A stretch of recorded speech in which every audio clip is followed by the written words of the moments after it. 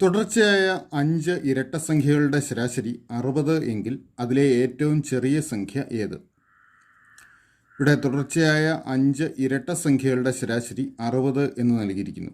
അതിലെ ഏറ്റവും ചെറിയ സംഖ്യ കണ്ടുപിടിക്കണം. ഓർക്കുക, തുടർച്ചയായ ഇരട്ടസംഖ്യകൾ ഉദാഹരണമായിട്ട് നമുക്ക് നോക്കുക. 16, 18, 20 ഇതൊക്കെ തുടർച്ചയായ ഇരട്ടസംഖ്യകളാണ്. ഇവിടെ 2 വീതം കൂടിക്കൂടി വരികയാണ്. അതായത് തുടർച്ചയായ ഇരട്ടസംഖ്യകൾ ഒരു സമാന്തര ശ്രേണിയായിരിക്കും. അപ്പോൾ തുടർച്ചയായ 5 ഇരട്ടസംഖ്യകൾ എടുത്താൽ ഒരു സമാന്തര ശ്രേണിയിലെ തുടർച്ചയായ 5 സംഖ്യകളായിരിക്കും. സമാന്തര ശ്രേണിയുടെ ഒരു പ്രത്യേകത, അതിലെ തുടർച്ചയായ 5 പദങ്ങളുടെ ശരാശരി അതിൻ്റെ മധ്യത്തിൽ വരുന്ന സംഖ്യയായിരിക്കും. അപ്പോൾ നമുക്ക് തുടർച്ചയായ 5 ഇരട്ടസംഖ്യകൾ ഇങ്ങനെ എഴുതി കഴിഞ്ഞ് കഴിഞ്ഞാൽ അതിൽ മധ്യത്തിൽ വരുന്ന സംഖ്യ ഈ 5 സംഖ്യകളുടെ ശരാശരിയായിരിക്കും. അപ്പോൾ ശരാശരി 60 നൽകിയിട്ടുണ്ട്. അപ്പോൾ 60 ഈ 5 സംഖ്യകളുടെ മധ്യത്തിൽ വരുന്ന സംഖ്യ. അപ്പോൾ 60 തൊട്ട് പുറകിലുള്ള സംഖ്യ കിട്ടാൻ, ഇരട്ടസംഖ്യയാണല്ലോ, 60 തൊട്ട് പുറകിലുള്ള ഇരട്ടസംഖ്യ 58, അതിന് പുറകിലുള്ളത് 56. അപ്പോൾ ഇക്കൂട്ടത്തിലെ ഏറ്റവും ചെറിയ ഇരട്ടസംഖ്യ 56. ശരിയുത്തരം ഓപ്ഷൻ എ. 5821 എത്ര നൂറുകളുണ്ട്? 5821 എത്ര നൂറുകളുണ്ട് എന്ന് കണ്ടുപിടിക്കാനായിട്ട് 5821 100 കൊണ്ട് ഹരിക്കുക. ഈ ഒരു സംഖ്യ 100 കൊണ്ട് ഹരിക്കുന്നതിന് 2 സ്ഥാനം ഇടത്തോട്ട് മാറ്റി ഡെസിമൽ പോയിന്റ് കൊടുത്താൽ മതി. അതായത് 58.21 എന്ന് കിട്ടും. ഇതിലെ പൂർണ്ണസംഖ്യാ ഭാഗം, അതായത് 58 മാത്രം നമുക്ക് എടുത്താൽ മതി. 58 നൂറുകളാണ് 5821 ഉണ്ടാവുക. ശരിയുത്തരം ഓപ്ഷൻ ഡി. ഒരു കുട്ടിയുടെയും പിതാവിൻ്റെയും വയസ്സുകളുടെ തുക 156 അംശബന്ധം 5:7 ആണ് എങ്കിൽ പിതാവിൻ്റെ വയസ്സ് കുട്ടിയുടെ വയസ്സിനേക്കാൾ എത്ര കൂടുതലാണ്? ഇവിടെ കുട്ടിയുടെയും പിതാവിൻ്റെയും വയസ്സുകളുടെ തുകയും വയസ്സുകൾ തമ്മിലുള്ള അംശബന്ധവും നൽകിയിട്ടുണ്ട്. അപ്പോൾ കുട്ടിയുടെ വയസ്സിനെ നമുക്ക് എസ് എന്നും പിതാവിനെ നമുക്ക് എഫ് എന്നും സൂചിപ്പിക്കാം. അപ്പോൾ കുട്ടിയുടെയും പിതാവിൻ്റെയും വയസ്സുകളുടെ അംശബന്ധം 5:7 ആണ്. അങ്ങനെ 5:7 എന്ന അംശബന്ധം നൽകിയിരിക്കുന്നതുകൊണ്ട് കുട്ടിയുടെ വയസ്സ് 5x എന്നും പിതാവിൻ്റെ വയസ്സ് 7x എന്നും എടുക്കാം. ഇനി നമുക്ക് നൽകിയിരിക്കുന്ന ഇവരുടെ വയസ്സുകളുടെ തുകയാണ്. കുട്ടിയുടെ വയസ്സ് 5x പിതാവിൻ്റെ വയസ്സ് 7x ആണെങ്കിൽ ഇവരുടെ വയസ്സുകളുടെ തുക ഈ എക്സിൻ്റെ ടേംസിൽ 5x + 7x ആണ്. അതായത് 12x എന്ന് കിട്ടും.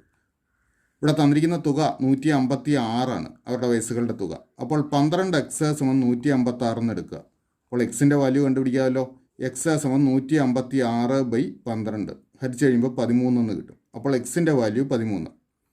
ഇനി നമുക്ക് ഇവരുടെ വയസ്സുകൾ വെവ്വേറെ കണ്ടുപിടിക്കേണ്ടതില്ല. പിതാവിൻ്റെ വയസ്സ് കുട്ടിയുടെ വയസ്സിനേക്കാൾ എത്ര കൂടുതലാണെന്ന് മാത്രം കണ്ടുപിടിച്ചാൽ മതി. ഇവിടെ കുട്ടിയുടെ വയസ്സ് 5x എന്നും പിതാവിൻ്റെ വയസ്സ് 7x എന്നുമാണ് എടുത്തിരിക്കുന്നത്. അതായത് 5xനേക്കാൾ 2x കൂടുതലാണ് 7x. അപ്പോൾ പിതാവിൻ്റെ വയസ്സ് 2x ആണ് കൂടുതലായിട്ട് വരുന്നത്. എക്സിന് 13 എന്ന് കൊടുത്താൽ 2 × 13 = 26. അതായത് പിതാവിന് കുട്ടിയേക്കാൾ 26 വയസ്സ് കൂടുതലുണ്ട്. ശരിയുത്തരം ഓപ്ഷൻ ബി. ഒരു ചതുരത്തിൻ്റെ നീളവും വീതിയും 20% വർദ്ധിപ്പിച്ചാൽ അതിൻ്റെ പരപ്പളവ് എത്ര ശതമാനം വർദ്ധിക്കും? ഇവിടെ ഒരു ചതുരത്തിൻ്റെ നീളവും വീതിയും 20% വർദ്ധിപ്പിച്ചാൽ അതിൻ്റെ പരപ്പളവ് എത്ര ശതമാനം വർദ്ധിക്കുമെന്ന് കണ്ടുപിടിക്കണം. ഇതൊരു ഉദാഹരണം എടുത്ത് ചെയ്യുന്നതാണ് സൗകര്യം. ചതുരത്തിൻ്റെ നീളവും വീതിയും 10 സെൻറ്റിമീറ്റർ വീതമാണെന്ന് കരുതുക. 10 സെൻറ്റിമീറ്റർ തുല്യമായിട്ട് എടുക്കുന്നതിന് പ്രശ്നമൊന്നുമില്ല. 10 സെൻറ്റിമീറ്റർ ആണെന്ന് എടുത്താൽ മതി. അപ്പോൾ അതിൻ്റെ പരപ്പളവ് അഥവാ ഏരിയ എത്ര വരും? ചതുരത്തിൻ്റെ പരപ്പളവ് കാണുന്നത് നീളം ഗുണം വീതിയാണ്. അതായത് 10 × 10 വരും. അതായത് 100 സെൻറ്റിമീറ്റർ സ്ക്വയർ ആയിരിക്കും അതിൻ്റെ ഏരിയ. ഇനി നീളവും വീതിയും 20% വർദ്ധിപ്പിക്കുന്നു. 10ൻ്റെ 20% എന്ന് പറഞ്ഞാൽ 10ൻ്റെ 10ൽ 2 ഭാഗം, അതായത് 2 സെൻറ്റിമീറ്റർ വരും. 10 സെൻറ്റിമീറ്ററിൻ്റെ 20% 2 സെൻറ്റിമീറ്റർ. അപ്പോൾ 2 സെൻറ്റിമീറ്റർ കൂട്ടുമ്പോൾ പുതിയ നീളം 12 സെൻറ്റിമീറ്റർ ആയി. വീതിയും അതുപോലെ 20% വർദ്ധിപ്പിക്കുന്നു. അതും 12 സെൻറ്റിമീറ്റർ ആവും. അപ്പോൾ 12 × 12 144 സെൻറ്റിമീറ്റർ സ്ക്വയർ ആവും പുതിയ പരപ്പളവ്. അപ്പോൾ 100 സെൻറ്റിമീറ്റർ സ്ക്വയർ ആയിരുന്നത് 144 സെൻറ്റിമീറ്റർ സ്ക്വയർ ആയി. വർധനവ് എന്ന് പറയുന്നത് 44 ആണ്. ഈ വർദ്ധിച്ച 44 സെൻറ്റിമീറ്റർ സ്ക്വയർ ആദ്യത്തെ പരപ്പളവായിരുന്ന 100ൻ്റെ എത്ര ശതമാനമാണെന്ന് കണ്ടുപിടിച്ചാൽ മതി. 100ൻ്റെ എത്ര ശതമാനമാണ് 44? അത് കാണുന്നതിന് 100ൽ 44 × 100 കാണുക. അതായത് 44% തന്നെ. അപ്പോൾ വർധനവ് 44%. ശരിയുത്തരം ഓപ്ഷൻ ബി. ചുവടെ കൊടുത്തിരിക്കുന്നവയിൽ ഒറ്റ സംഖ്യ അല്ലാത്തത് ഏത്? 15/5, 15/5 അധികം 5, 15/5 അധികം 5, 15/5 - 5. അപ്പോൾ ഈ 4 സംഖ്യകളിൽ ഏതാണ് ഒറ്റസംഖ്യ അല്ലാത്തതെന്ന് കണ്ടുപിടിക്കണം. ഓർക്കുക, ഒറ്റസംഖ്യയാണോ എന്ന് തീരുമാനിക്കുന്നത് യൂണിറ്റ് പ്ലേസ് അഥവാ ഒറ്റയുടെ സ്ഥാനത്തെ അക്കം ഏതെന്ന് നോക്കിയാണ്. ഈ 5-ൽ അവസാനിക്കുന്ന സംഖ്യയുടെ വലത്തേ അറ്റത്ത് 5 വരുന്ന സംഖ്യയുടെ പവറുകൾക്കൊരു പ്രത്യേകതയുണ്ട്. ഓർക്കുക, 5ൻ്റെ സ്ക്വയർ 25 ആണ്. 5ൻ്റെ ക്യൂബ് 5/3 അത് 125 ഇനി 5/4 എടുത്തു കഴിഞ്ഞാൽ അത് 625. എല്ലാത്തിലും ഒറ്റയുടെ സ്ഥാനത്തെ അക്കം 5 ആണെന്ന് ഓർക്കുക. അതായത് 5ൽ അവസാനിക്കുന്ന ഏത് സംഖ്യയുടെയും ഏത് പവർ എടുത്താലും അതെല്ലാം അവസാനിക്കുന്നത് 5ലാണ്. ഇനി 5ൽ അവസാനിക്കുന്ന സംഖ്യകളെല്ലാം ഒറ്റ സംഖ്യകളാണല്ലോ. അതുകൊണ്ട് ഈ 15/5 എടുത്തു കഴിഞ്ഞാൽ 15/5ൻ്റെ വാല്യൂ എടുത്തു കഴിഞ്ഞ് കഴിഞ്ഞാൽ അതിൻ്റെ ഒറ്റയുടെ സ്ഥാനത്തെ അക്കം 5 ആയിരിക്കും. ഒറ്റയുടെ സ്ഥാനത്തെ അക്കം 5 ആയിരിക്കും. ഒറ്റയുടെ സ്ഥാനത്തെ അക്കം 5 വരുമ്പോൾ ഇതൊരു ഒറ്റ സംഖ്യയാണ്. അപ്പോൾ ഇത് ഒറ്റ സംഖ്യയാണ്, അതുകൊണ്ട് ഇത് ഉത്തരവല്ല. ഇനി 15/5 അധികം 5 എന്ന് വരും. നോക്കുക, ഈ സംഖ്യയുടെ 15/5ൻ്റെ ഒറ്റയുടെ സ്ഥാനത്തെ അക്കം 5 ആണെന്ന് നമ്മൾ കണ്ടു. അതിനോടാണ് ഈ 5 കൂട്ടുന്നത്. അതിനോട് 5 കൂട്ടുമ്പോൾ ഒറ്റയുടെ സ്ഥാനം 5നോട് 5 കൂട്ടിയാൽ 10 വരുമല്ലോ. അതായത് ഒറ്റയുടെ സ്ഥാനത്ത് 0 വരും. ഒറ്റയുടെ സ്ഥാനത്ത് 0 വരുന്നുണ്ടെങ്കിൽ അത് ഇരട്ടസംഖ്യ ആയിരിക്കും. ഒന്നുകൂടി പറയാം, 15/5ൻ്റെ ഒറ്റയുടെ സ്ഥാനത്തെ അക്കം 5 വരും. ഒറ്റയുടെ സ്ഥാനത്തെ അക്കം 5 വരും. നോക്കുക, ഇവിടെ ഒറ്റയുടെ സ്ഥാനത്തെ അക്കം 5 ആണ്. അതിൻ്റെ ഏത് പവർ എടുത്താലും ഒറ്റയുടെ സ്ഥാനത്തെ അക്കം 5 തന്നെ കിട്ടും. ഇനി ഇതിനോടാണ് ഇവിടെ 5 കൂട്ടുന്നത്. ഈ ഒറ്റയുടെ സ്ഥാനത്തെ അക്കത്തിനോടാണ് ഈ 5 കൂട്ടി വരുന്നത്. അപ്പോൾ ഒറ്റയുടെ സ്ഥാനത്ത് 5 5 10 0 ആയിരിക്കും വരിക. ഈ 0ൽ അവസാനിക്കുന്ന സംഖ്യ ഇരട്ടസംഖ്യ ആയിരിക്കും. അതുകൊണ്ട് ഓപ്ഷൻ ബി ആണ് ശരിയായ ഉത്തരം. ഓപ്ഷൻ ബി ഒറ്റസംഖ്യ അല്ല.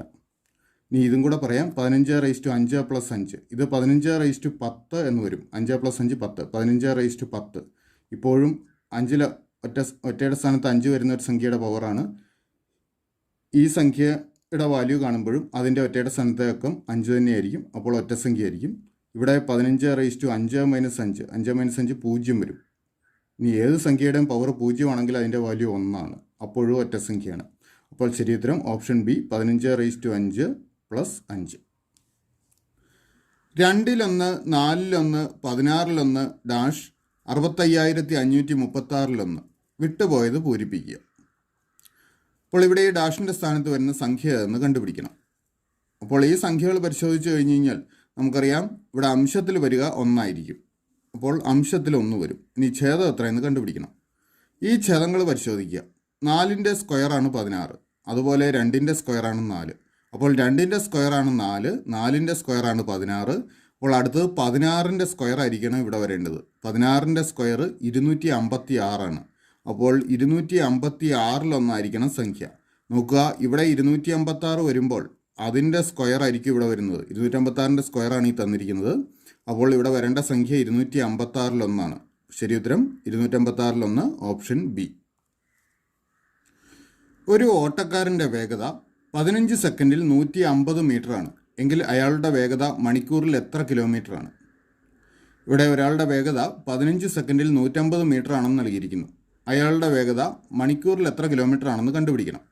അപ്പോൾ 15 സെക്കൻഡിൽ 150 മീറ്റർ അയാൾ ഓടും.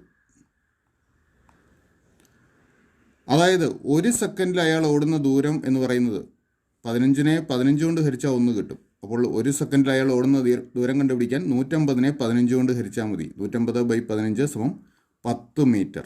1 സെക്കൻഡിൽ 10 മീറ്റർ ദൂരം സഞ്ചരിക്കും. അല്ലെങ്കിൽ അയാളുടെ വേഗത 10 മീറ്റർ/സെക്കൻഡ് ആണെന്ന് നമുക്ക് പറയാം. ഇനി ഇതിനെ കിലോമീറ്റർ പെർ മണിക്കൂർ ആക്കണം. അതിനായിട്ട് ഇതിനെ 18/5 കൊണ്ട് ഗുണിക്കുക. അതായത് 10 × 18/5 വരും. 10നെ 5 കൊണ്ട് ഹരിച്ചാൽ 2, 2 × 18 36. അപ്പോൾ 36 കിലോമീറ്റർ പെർ മണിക്കൂറാണ് ഇയാളുടെ വേഗത. അതായത് 1 മണിക്കൂറിൽ അയാൾ 36 കിലോമീറ്റർ ഓടും. ശരി ഉത്തരം ഓപ്ഷൻ ഡി. 154 സ്ക്വയറിൻ്റെ വില കണ്ടുപിടിക്കുന്നതിന് 153 സ്ക്വയറിൻ്റെ വിലയോട് എത്ര കൂട്ടണം? ഇവിടെ 154 സ്ക്വയറിൻ്റെ വില കണ്ടുപിടിക്കുന്നതിന് 153 സ്ക്വയറിൻ്റെ വിലയോട് എത്ര കൂട്ടണമെന്ന് കണ്ടുപിടിക്കണം. അപ്പോൾ അത് നമുക്ക് ഇങ്ങനെ ചെയ്യാം. 154 സ്ക്വയർ സമം 154നെ നമുക്ക് 153 + 1 എന്ന് എഴുതാമല്ലോ. 153 + 1 ദി ഹോൾ സ്ക്വയർ എന്ന് എഴുതുക. ഇതിപ്പോൾ a + b ഹോൾ സ്ക്വയർ കണക്കാണല്ലോ. എ പ്ലസ് ബി ഹോൾ സ്ക്വയറിൻ്റെ എക്സ്പാൻഷൻ ഓർക്കുക. A square plus 2ab plus B square. ഈ സർവ്വസമവാക്യം ഉപയോഗിച്ച് ഇതിനെ എക്സ്പാൻഡ് ചെയ്യുക. ഇവിടെ എയുടെ സ്ഥാനത്ത് 153ഉം ബിയുടെ സ്ഥാനത്ത് 1ഉമാണ് വന്നിരിക്കുന്നത്. അപ്പോൾ 153 സ്ക്വയർ പ്ലസ് 2 ഗുണം 2ab എന്നുള്ളത് 2 ഗുണം എ ഗുണം ബി ആണ്. അപ്പോൾ ഇവിടെ 2 ഗുണം 153 ഗുണം 1 പ്ലസ് ബിയുടെ സ്ക്വയർ, അതായത് 1ൻ്റെ സ്ക്വയർ സമം 153 സ്ക്വയർ പ്ലസ് 153 ഗുണം 1 എന്നുള്ളത് 153 തന്നെ. അപ്പോൾ 2 ഗുണം 153 പ്ലസ് 1ൻ്റെ സ്ക്വയർ 1 തന്നെ. അപ്പോൾ 153ൻ്റെ സ്ക്വയറിനോട് നമ്മൾ കൂട്ടേണ്ട സംഖ്യ ഇതാണ്. 154 സ്ക്വയർ കിട്ടാൻ 153 സ്ക്വയറിനോട് ഈ സംഖ്യയാണ് കൂട്ടേണ്ടത്. അപ്പോൾ ഇത് നമുക്ക് തന്നിരിക്കുന്ന ഉത്തരത്തിൻ്റെ രൂപത്തിലാക്കണം. അതിനായിട്ട് ഇതിനെ മാത്രം നമുക്കൊന്ന് സിംപ്ലിഫൈ ചെയ്യാം. 2 ഗുണം 153 എന്നുള്ളത് 153 പ്ലസ് 153 എന്ന് എഴുതാം. 2 ഗുണം 153 153 പ്ലസ് 153 എന്ന് എഴുതി പ്ലസ് 1. ഈ 153ഉം ഒന്നും കൂടെ കൂട്ടിക്കഴിഞ്ഞാൽ 153 പ്ലസ് ഇത് രണ്ടും കൂടെ കൂട്ടുമ്പോൾ 154 എന്ന് കിട്ടും. അപ്പോൾ നമ്മൾ കൂട്ടേണ്ട സംഖ്യ 153 പ്ലസ് 154. ഇത് ഓപ്ഷൻ ബി രൂപത്തിലായി കഴിഞ്ഞു. അപ്പോൾ ശരിയുത്തരം ഓപ്ഷൻ ബി. 9/0.9 ഗുണം 9/0.9 സമം ഡാഷ്. അപ്പോൾ 9/0.9 ഗുണം 9/0.9 വില കാണണം. ഇവിടെ ഛേദത്തിലാണ് ഡെസിമൽ പോയിന്റ് വന്നിരിക്കുന്നത്. അപ്പോൾ ഈ ആദ്യത്തെ ഭാഗം മാത്രമായിട്ട് എടുത്ത് നോക്കുക. ഇവിടെ ഛേദത്തിൽ ഡെസിമൽ പോയിന്റിന് വലതുവശത്ത് ഒരക്കമേ ഉള്ളൂ. അപ്പോൾ ഈ ഡെസിമൽ പോയിന്റ് ഒഴിവാക്കുന്നതിന് ഇതിനെ 10 കൊണ്ട് ഗുണിച്ചാൽ മതി. അപ്പോൾ ഇവിടെ അംശത്തിനെയും ഛേദത്തിനെയും 10 കൊണ്ട് ഗുണിക്കുന്നു. 9നെ 10 കൊണ്ട് ഗുണിക്കുമ്പോൾ 90. 90 ഈ ഛേദത്തിൽ 0.9നെ 10 കൊണ്ട് ഗുണിക്കുമ്പോൾ 9 എന്ന് വരും. അപ്പോൾ 90/9 ഗുണം ഇവിടെയും അംശത്തിനെയും ഛേദത്തിനെയും 10 കൊണ്ട് ഗുണിക്കുക. അതും 90/9 എന്ന് വരും. 90നെ 9 കൊണ്ട് ഹരിച്ചാൽ 10 കിട്ടുമല്ലോ. ഇവിടെയും 90നെ 9 കൊണ്ട് ഹരിക്കുമ്പോൾ 10 കിട്ടും. അപ്പോൾ 10 ഗുണം 10 എന്നാവും. 10 10 100. അപ്പോൾ ഉത്തരം ഓപ്ഷൻ സി 100 ആണ്. 5 മീറ്ററിൻ്റെ എത്ര ശതമാനമാണ് 75 സെൻറ്റിമീറ്റർ? നമുക്കിവിടെ 5 മീറ്ററിൻ്റെ എത്ര ശതമാനമാണ് 75 സെൻറ്റിമീറ്റർ എന്ന് കണ്ടുപിടിക്കണം. ഇതിനായിട്ട് ആദ്യം ഈ 5 മീറ്ററിനെ സെൻറ്റിമീറ്ററിലാക്കണം. നമുക്കറിയാം 1 മീറ്റർ എന്ന് പറഞ്ഞു കഴിഞ്ഞാൽ 100 സെൻറ്റിമീറ്റർ ആണ്. അപ്പോൾ 5 മീറ്റർ എന്ന് പറയുമ്പോൾ 500 സെൻറ്റിമീറ്റർ വരും. 5 മീറ്റർ 500 സെൻറ്റിമീറ്റർ ആണ്. അപ്പോൾ 500 സെൻറ്റിമീറ്ററിൻ്റെ എത്ര ശതമാനമാണ് 75 സെൻറ്റിമീറ്റർ എന്ന് കണ്ടുപിടിച്ചാൽ മതി. അതിനായിട്ട് 500ൽ 75 ഗുണം 100 കാണുക. 500ൽ 75 ഗുണം 100. 100ൻ്റെ 2 പൂജ്യങ്ങളും 500ൻ്റെ 2 പൂജ്യങ്ങളും ക്യാൻസൽ ചെയ്യാം. അപ്പോൾ 75/5 എന്ന് വരും. 75നെ 5 കൊണ്ട് ഹരിച്ചു കഴിഞ്ഞാൽ 15 എന്ന് കിട്ടും. അപ്പോൾ ഉത്തരം 15%. ശരി ഉത്തരം ഓപ്ഷൻ സി.